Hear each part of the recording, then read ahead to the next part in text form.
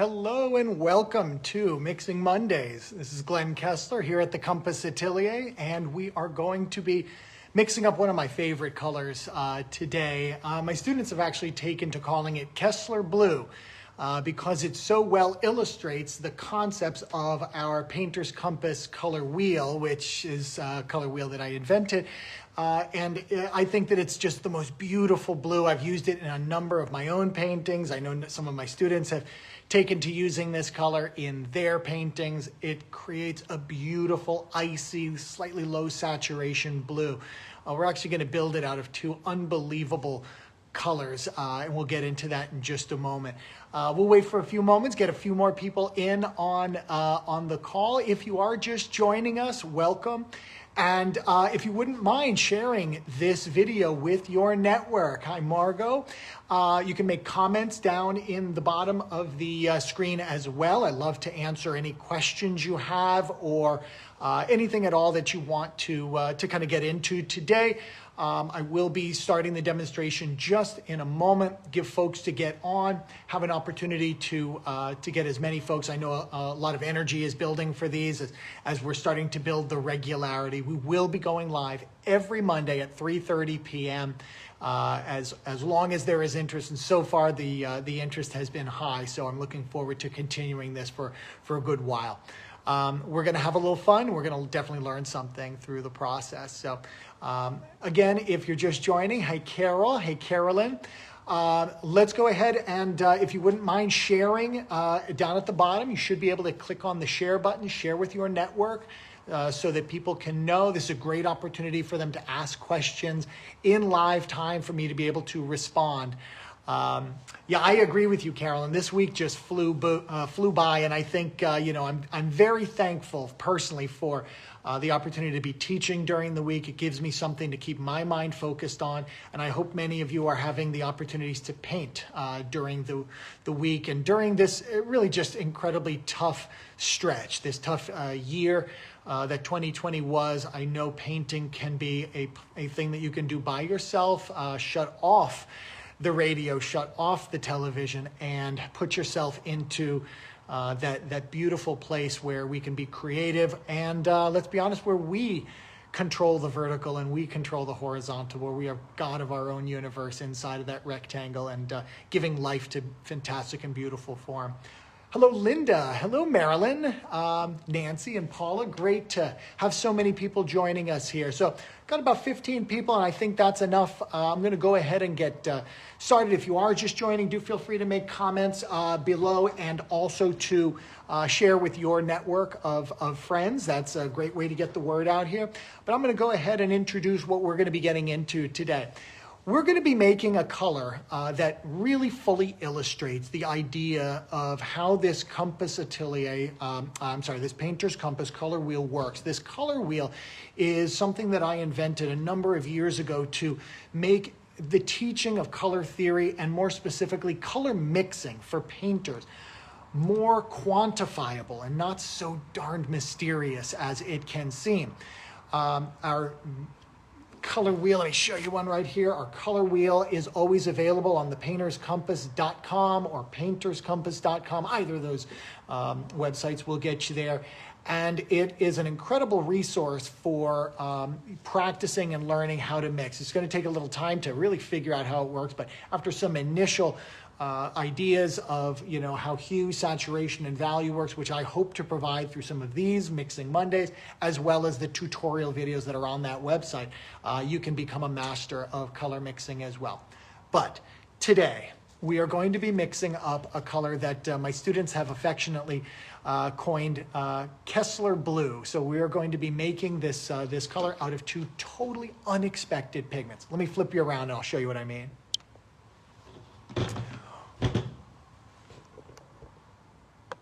We're going to be making this color out of phthalo green and dioxazine purple. Now you might be saying, well, that doesn't make sense. How can we do that? I think all of us are familiar from years of elementary school education that you can take red, mix it with yellow, and what color do you get? Orange, of course. How about yellow and blue? We get green. Blue and red, we get purple. But what the painter's compass color wheel shows us is that by connecting any two dots with a line, that we can make any color. So what I'm going to propose we do today is we mix dioxazine purple with phthalo green. And if the wheel can be believed, then the color that we should get in the middle is a blue hue. Let's test it and find out. I'm going to start with squeezing out some of this most luxurious and very infectious phthalo green. I got a little on my fingers before we started today. Maybe you'll see a little staining there. And we're going to, on the other side, put dioxazine purple.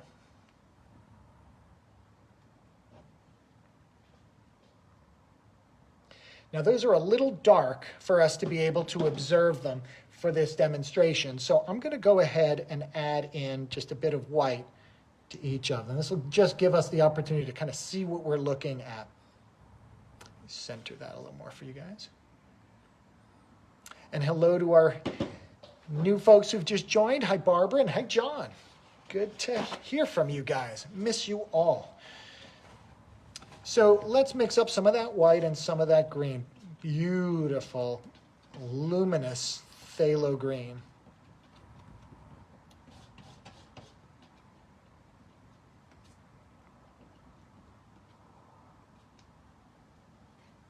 Some of you guys know this color very well, and some of you guys are terrified of this color.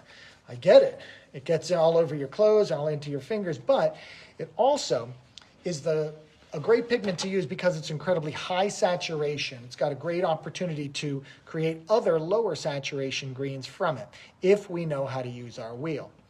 On the other side over here, I want to mix that purple with the white. This is just for the purpose of really demonstrating to you in the video how we're going to be able to see this changing. It's more exciting to kind of see that process than just surprising you at the end with the white. All right, now the magic. And again, we should be able to mix these two together to create a blue. But along the way, we will track, if we're starting with the green, we will track slightly blue-greener until we reach blue. And from the purple side, we'll track into the blue-purple until we reach blue. And I can show you that if I just take a little bit of this dioxazine. I'm just going to mix it down here. I think you guys can still see that. I'm just going to mix a little bit of that dioxazine into that phthalo. And hopefully we can see, I'll tilt this up for the camera in just a second.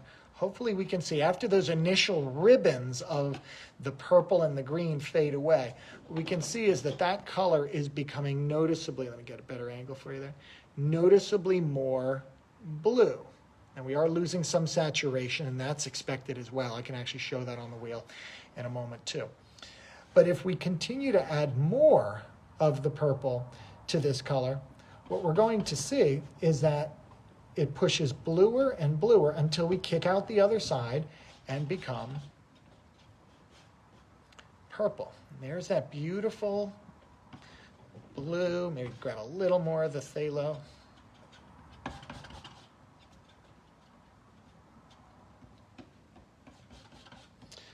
Lovely.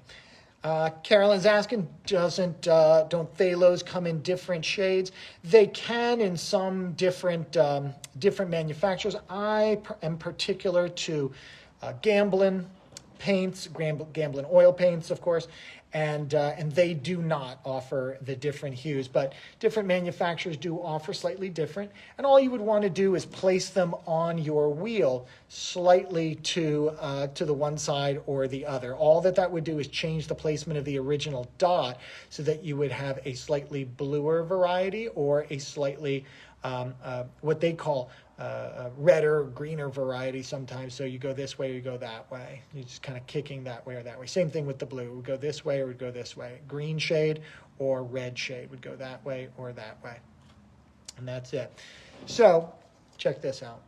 What an incredibly beautiful color. That might still be a little dark for you guys. So I'm just going to add on a tiny bit more white just so you can see what we're working with here. Oh, there we go. That really wakes it up.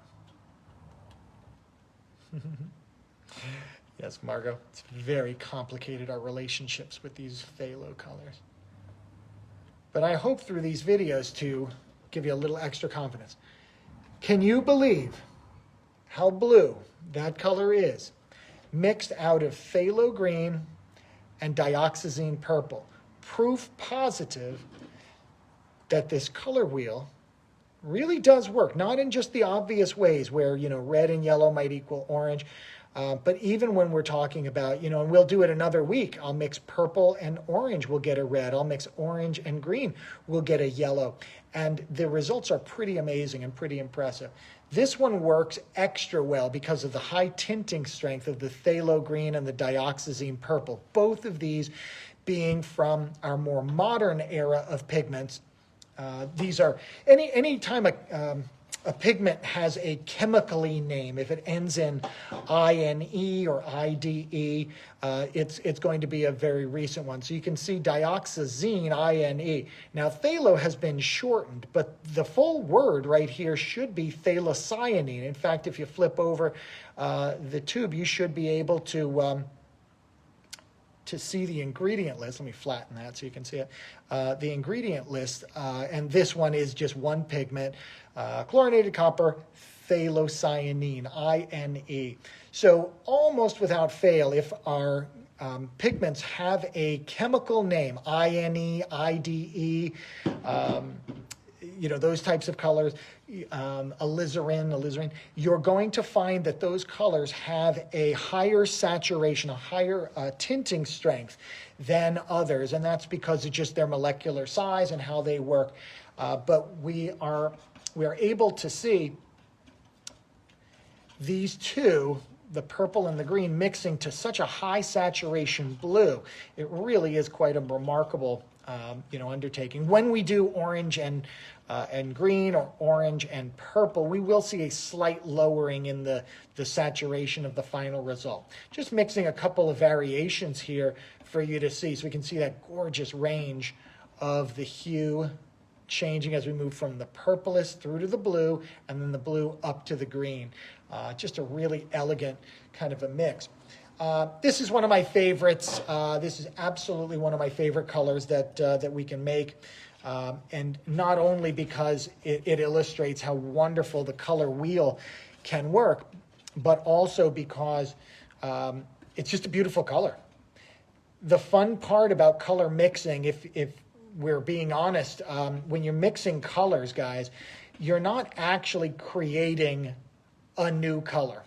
What you're doing is you're mixing these tiny little molecules. So every piece of paint, if we kind of think about it, if we look at a cross section, it's all these tiny little molecules of paint, the pigment that's inside, suspended in the oil. So let's say we've got our green over here, and we've got our purple over here, same story.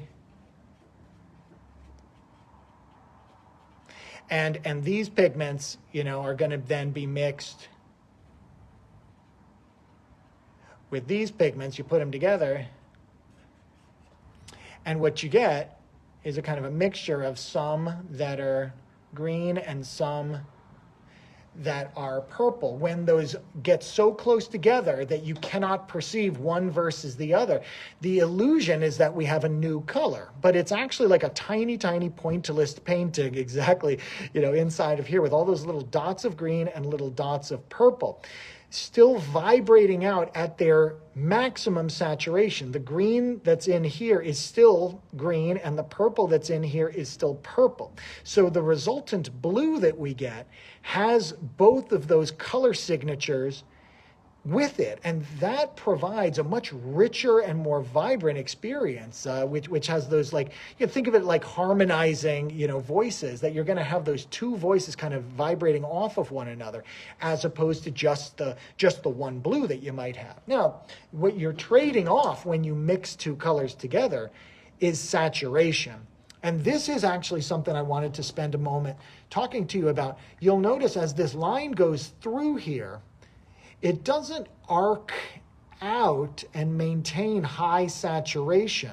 The color that we get when we mix together a green and a purple, even if it's a blue hue, it's not a high saturation blue hue. It's a medium saturation blue hue. That's what we've ended up with here. You know, if we compare that to a high saturation blue, let me grab some. These are examples from our December Mixing Monday, our very first Mixing Monday. Let me turn that around right away. You can see how intense ultramarine blue is right there in the middle versus the mix that we got today. Now that's a beautiful blue that we mixed today, but it's certainly not as high saturation as if we were to have just a single pigment, ultramarine blue, mixed with the white, of course, so we can see it. And, you know, so that's the impact of mixing the blue. And so again, the color wheel, this painter's compass color wheel, not only can direct you in terms of different hues working together to create, you know, a new hue, a purple and a green mixing together to provide a blue, but it even tells you about the saturation, that your saturation will lower when you do that.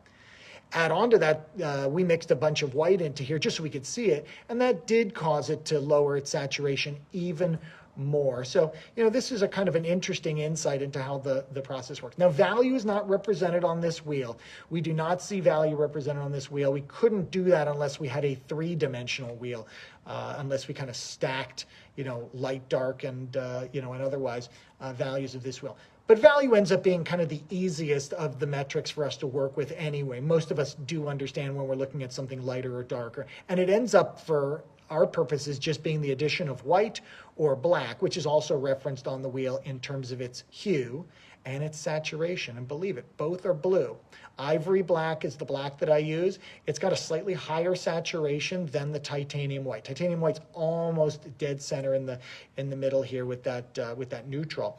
But both of them do have a distinctly blue quality to them. So anyway, I hope this was, you know, helpful for you. Let's see if we have any other questions. I want to see if I can get to everyone. I've got a question from Brian Fisher. When you begin from a dot, how do you determine where the dot lays on the color wheel? How does one determine the dot's placement within a certain color swatch on the wheel? Yeah, Brian, that's an excellent question. How do we know that these are where the dots go? Well, there's no way to know for certain except experience. What I have found over, you know, the last 12 years of working with this wheel and the various versions of it as I've been refining it is where my lovely palette of 11 pigments go on this wheel. And every once in a while, the brand will change the formula and we have to move the dot around. So it's not a fixed number. It's not a fixed place where everything goes. And we want to be sensitive to that and malleable, because even the production of pigment isn't an absolute science. And this is why we have, let's be honest, this is why we have cadmium red medium, cadmium red light would be over here, cadmium red deep would be over here. Same thing, you've got the yellow, this is cadmium yellow light, or cadmium lemon is the one I use, and then cadmium red medium and cadmium yellow medium and cadmium yellow deep, and then finally you hit up against cadmium orange. Even Gamblin's cadmium orange is a little yellower than I've used De La Rowney in the past, and theirs is more spectrum orange. So there is variation. I am always working to improve my students and folks who use the wheel's experience. So what I plan on doing is plotting every Gamblin pigment. This is the brand that I really like, and I think they're just a wonderful company. So love to work in conjunction with them. I am also a Gamblin dedicated workshop instructor. So, you know, students of mine who take workshops will receive some freebies from Gamblin as well. And I want to let you know that that's not the cart before the horse. I've been talking about Gamblin long before I became a dedicated workshop instructor. It's just an absolute wonderful bonus that now my students can get some free supplies as well. But I'm going to place all the Gamblin pigments on here and you can find them. And then it would just be kind of up to you to figure out exactly where you want to go. So that's a great question, Brian. In terms of the logistics of how the wheel works, by the way, those dots are protected inside of the bag. So if you open up the bag, this is how you'll start when you get your painter's compass color wheel. You want to open up the bag, and it's on this laminated color wheel that you're going to place your dots. And I like to, especially for my students, I kind of have remembered where the dots are, but for students and for videos like this, to remember, oh, that's cadmium red, CR. Oh, that's alizarin crimson, AC. So you can leave those notes for yourself. When you buy a new pigment, you can put a new note on there. If you, and these are done with a wet erase marker. So, you know, if I get, I don't know, cadmium red light, I would put it there. I put a CR and then L. And if I got rid of a pigment, I would just erase it. I just get a little bit of water, because it's a wet erase marker, and you can just wet that up a little bit. And I don't know, let's take away poor alizarin crimson. And just wipe that off. So now I'm ready to proceed with these as my colors that I'm working with. I'll slip that back into the bag, and the bag is really what I end up drawing on mostly as I work with my painter's compass color wheel. I shift this off to the side, show you how we can erase these marks as well that we're working with here that we draw. So we drew this one color. Okay, I'm ready to move on to my next color, and just with a little bit of water on the paper towel, just wipe that off. And you're ready to go on to your next color. You can draw right on top of there, just dry it off. It works great. We've got people who've been using this for years. Obviously, I've been using it for a number of years. I know we sold well over 1,000 of these, and that's just kind of word of mouth. And, you know, we've set up a new website for it just this year. This will be the push in 2021, is to get these color wheels out into everyone's hands around the country, because honestly, it makes a huge difference in your confidence mixing and making paintings. Let's see, Heike has a question. Mixing these two colors seem to result in quite warm blues. Well, warm and cool is actually a function that can be represented on the wheel as well. I was going to save this for a separate Mixing Monday, but let me go ahead and answer it while we're here, just as a little bonus. The way I set up the wheel, there's actually a lot of functions, a lot of reasons why I set up the wheel exactly the way it is, from why noon is set where it is. But here's maybe, you know, the more interesting part right now. If you draw a diagonal line from one corner of the bag to the other, one corner of the wheel to the other, what this actually does is divides this wheel in terms of warm and cool. If you turn it just a little bit, we can think of this as the equator. And your warm pole would be up here, and your cool pole would be up here. So the north and the south, right? So again, this is warm up here, and this is cool down here. So you can kind of set up these lines, these horizontal lines across, acting like, you know, like latitude lines, and figure out what's warmer and what's cooler. So now let's go back here. If we're talking about, you know, let's just take our two blues that are already pigments. If you're talking about ultramarine blue, which lives here, and phthalo blue, which lives here, which of those two is cooler? Well, the phthalo blue is actually the cooler one because it's closer to our cool pole, blue-green being the coolest possible color that exists. Whereas the ultramarine is slightly to the warmer side. It's not a big one.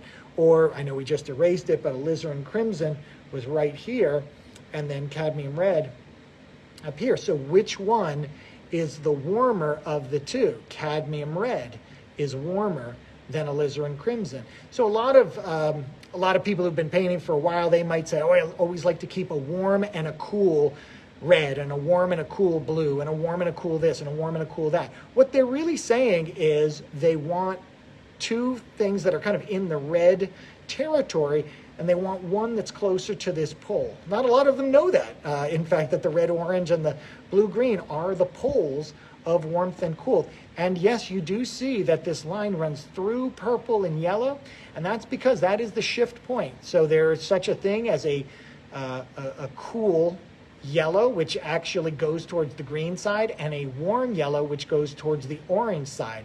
You know, that's warmth going in this direction. That's coolness going in this direction. Purple does the same, you know, a bluer and a redder version of the purple.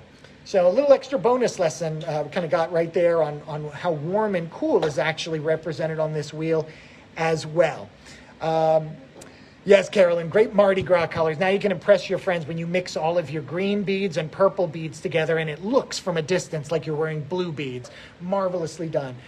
All right, guys, I think I'm gonna call it a day today. Let me switch back here.